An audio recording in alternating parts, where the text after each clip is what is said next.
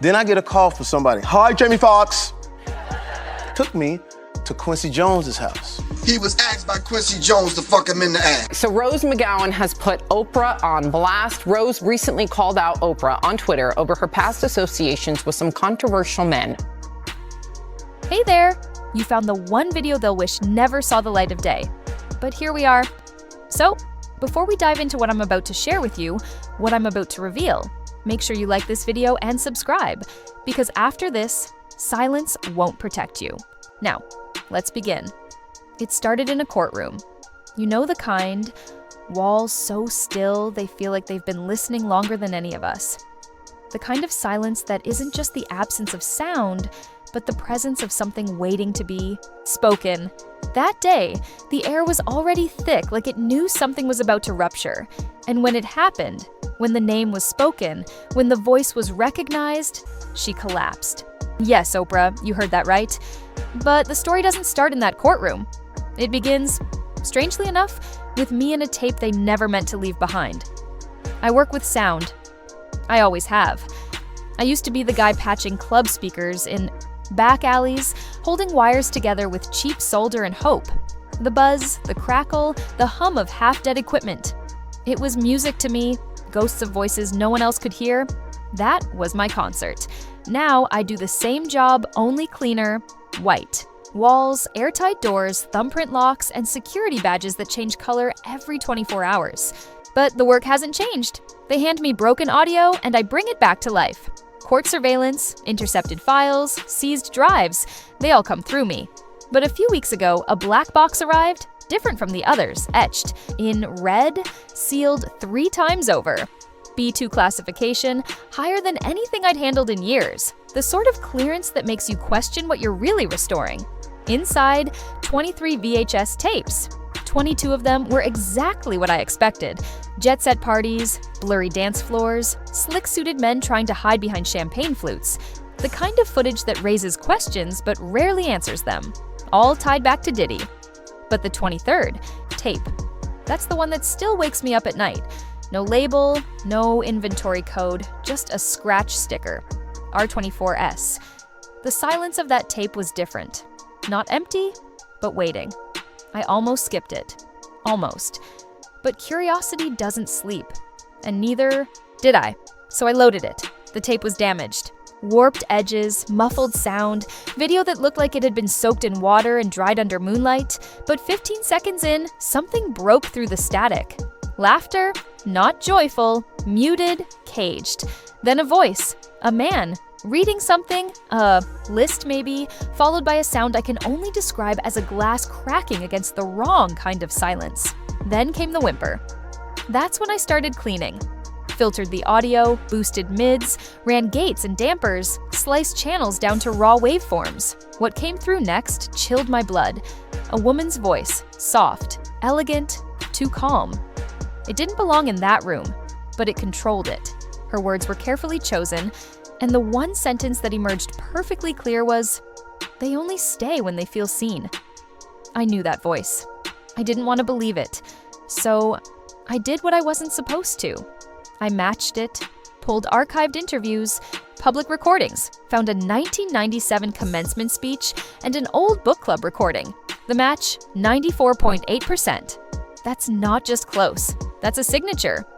I backed up the file twice, once to the secure vault, once to a private drive I keep off-grid, just in case I ever need to prove I'm not crazy. I labeled it, Interview Candidate Machan Swift. Not exactly subtle, but the name wouldn't matter once someone listened. It wasn't what she said, it was how she said it. Like someone who didn't have to command attention because the room already knew who she was. I marked the official tape as unrecoverable, archived it under low priority junk. That was my cover, but the phrase wouldn't leave me. I played it again, and again in my head. They only stay when they feel seen. It sounded like a motto or rule. That night I stayed late, way past protocol. After midnight, the building hums like it's holding its breath. I walked to the records room, wanted to see if anyone else had logged the R24S tape. It wasn't listed. No record, no entry, like it had never existed. But I knew better because that voice was still in my ears. And the next day in court, it all unraveled. Victim 12 wasn't supposed to speak. She had no last name, no known country. Her file was mostly black outlines and cold trails. She shouldn't have been there, but she was. She walked in like she knew the truth was heavier than anything they could print. And when she spoke, the room turned inside out. She spoke about rituals, about a house on St. Bart's that was too quiet to be a party house, a theater with velvet chairs, a woman they called Mother, a woman no one dared look at. She said this woman didn't participate. She watched, and somehow that made it worse. When I played the audio from R24SC, she flinched. Then she named it. Not out loud, not directly, but her eyes said what the court record wouldn't. That was the one they said would outlive the rest. And then, silence. Not peace. The kind of silence that clings to your skin, wraps around your lungs, makes it hard to swallow. The courtroom sealed itself. Judges, lawyers, even security. They all knew. The panic wasn't loud, it was contained, professional, terrified. She collapsed minutes later. And in that moment, I understood. The story wasn't about what happened. It was about who let it happen. The tapes kept surfacing, files we buried under 1,000 different names, envelopes with no return address, a bracelet, a flight manifest, an encrypted drive. But the worst part? The network was real. A whisper network. People who didn't just know about the events, they crafted them. Legal teams, PR firms, media handlers, people I'd worked with. People who once joked about cleaning up stories like, they were spilling wine on marble. In one of those meetings, someone slid a black folder across the table to me. Inside the phrase, the match, the myth, named. And I realized something terrifying. I hadn't found the truth. I had stumbled into a truth they'd already known and spent years hiding. And now it was leaking. Not through the official channels, not through press releases or statements from polished mouths, but through whispers. Through pieces of a letter, a bracelet in a photo, a flight path that didn't match its manifest. The myth wasn't shattering, it was cracking, slowly but undeniably. I remember sitting in my studio, surrounded by screams, still listening to that voice. Her voice, looping in my headphones like a lullaby made of knives. I didn't want to hear it anymore, but I couldn't stop. Because something about it wasn't just familiar, it was sacred and corrupted. One night, I stayed late again. Not to work, not officially, but to think. And that's when I found the letter. Not mailed, not signed, just left, like it had been waiting for the right eyes. Written in shaky handwriting on the kind of paper only the government uses when it wants you to forget where you are. It was from a woman in witness protection. She called herself Now, not her real name, just the one they gave her. She had been a private chef, flown to a so-called retreat under the guise of wellness and discretion. A contract. No names, no records, only symbols. She remembered every detail. She remembered the smell of salt and lilies, a hint of ammonia under the ocean air. She remembered the menus, the guests, the symbols carved into black envelopes, a silver triangle, a broken circle, and once, just once, a small black crown. That symbol appeared 3 times, the crown, and she only saw the woman once passing, through a mirrored hallway, like she was walking through her own reflection. She didn't look afraid. She looked like she belonged to the place. Issa said the guests wept, not screamed, not panicked, but wept like it was part of the ritual. And the woman at the center, she didn't raise her voice. She didn't give commands. She didn't have to because she had become the command. And in one moment, just one, Issa had heard her voice through a vent. They will forget your face, but not your silence. That sentence was the stone, the first one thrown. Issa wrote it down in her journal, not for evidence, just so she wouldn't lose herself to memory. But it leaked. Someone took her words and posted them. No names, just symbols. A quote on a black and white background. She spoke with the weight of the world underneath a single word, the crown. That was when the panic really began. A journalist picked up the scent next. Not a big-time anchor or polished TV face, just a freelancer. Young, hungry, the kind of writer who doesn't get paid enough to lie. So they tell the truth until someone tells them to stop. They found a photo buried in an old-fashioned blog. Diddy's birthday party 2004. Men in robes, too many cigars. The kind of scene that hides its sins behind smoke. But in the corner, caught in the reflection of a silver tray, a woman's hand with a very specific bracelet. Gold, detailed, and unmistakably hers. This journalist remembered that bracelet. Cross-referenced Foundation Gala records. Matched timestamps. The narrative didn't line up. Her jet didn't go from Chicago to the gala. It went dark, then reappeared near St. Bart's. No customs, no logs, just silence. That same weekend, there was a known FO satellite event on the island. No footage, no audio, no arrests, just murmurs. And now, one more shadow confirmed. The journalist laid it all out. Images, timelines, links. Never said the name, but the shape was clear enough. I read that thread. I watched it explode. Thousands of retweets, dozens of anonymous comments, whispers turning into roars. People weren't asking if anymore. They were asking how long. And then came the message. A single DM from a blank account. No name, no followers. You weren't wrong, but you'll need to disappear soon. They're already spinning it as AI generated. And just like that, the doubt campaign began. Deepfakes, AI overlays, manipulated audio. The noise was deafening. And that's the thing. They don't bury the truth with denials. They drown it in static. But that bracelet, that voice, that phrase, you can't fake a memory that lives in your bones. By the time the court session reconvened, everything had changed. Not because of what was proven, but because of what was felt, because silence can only stretch so far before it snaps. 3 more testimonies came in that week. From Leon, from Haiti, from Sao Paulo. None of them gave names, but all of them described the same thing. A woman who didn't touch, didn't speak, often, but watched. And when she sat, the room held its breath. One girl called her the mother of the hourglass, a phrase that didn't exist anywhere else. It wasn't a nickname. It was a role, a presence, a function passed down through something.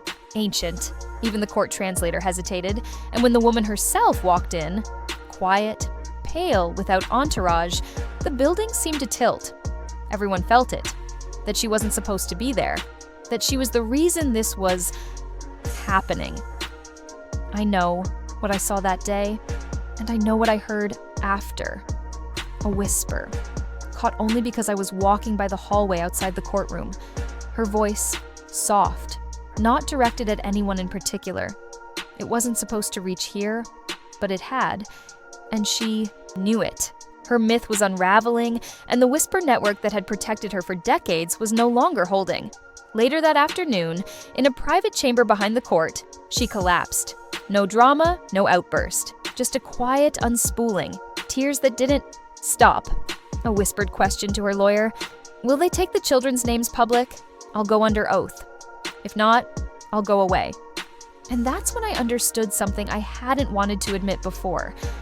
This wasn't just about her involvement. It wasn't just about what she saw or what she whispered. It was about who she was to us. She was light. She was healing. She was the story we told ourselves when we wanted to believe things would get better. But now she was the sealed envelope, the broken dam, the shadow at the edge of every forgotten tape.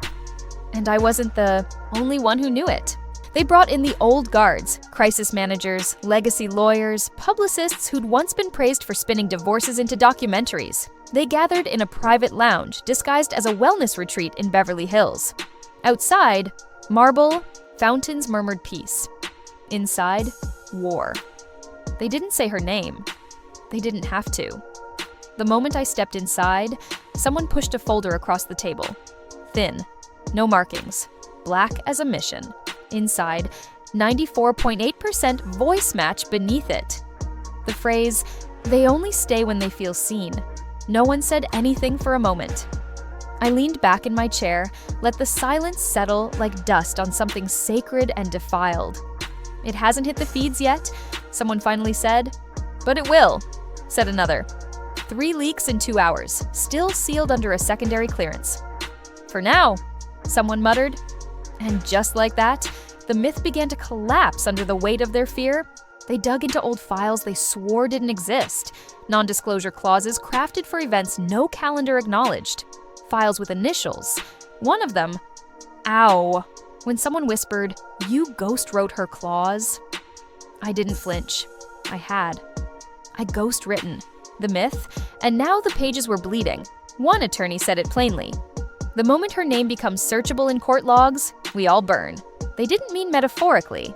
They meant everything. Careers, deals, brands, the illusion of healing that had paid all our bills. And then someone's phone buzzed. They didn't answer it. They played the message aloud.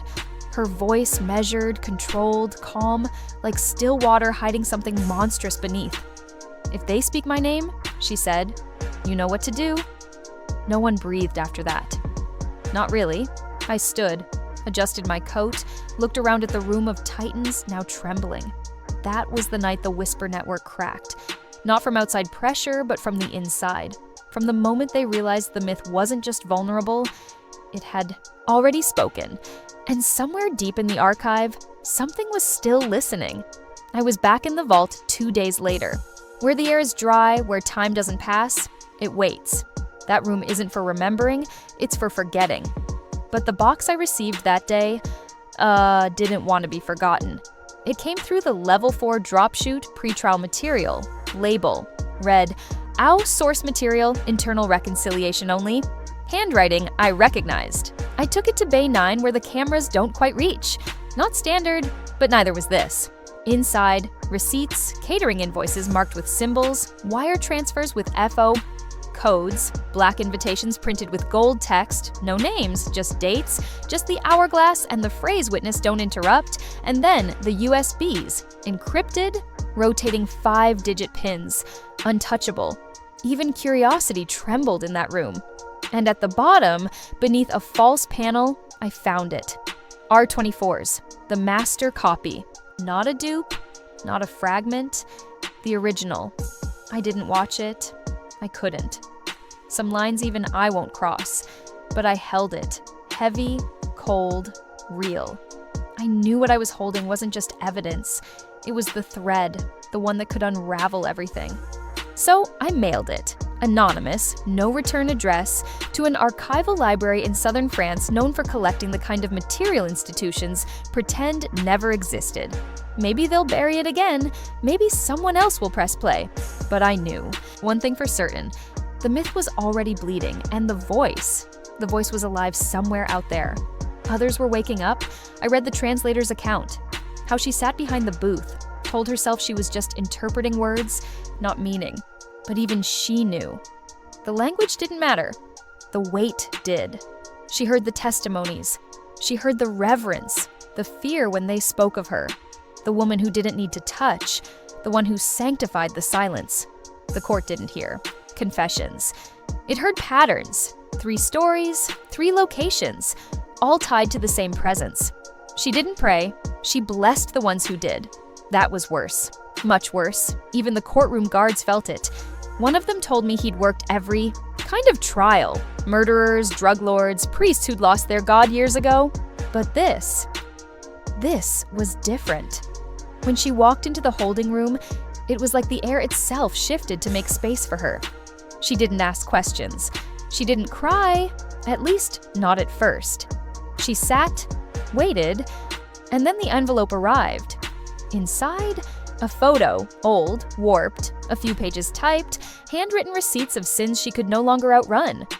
The tears came slow, not like someone breaking, but like someone remembering what it felt like to matter and how far she'd fallen from that illusion. And then, to her lawyer, she asked the question that told me everything.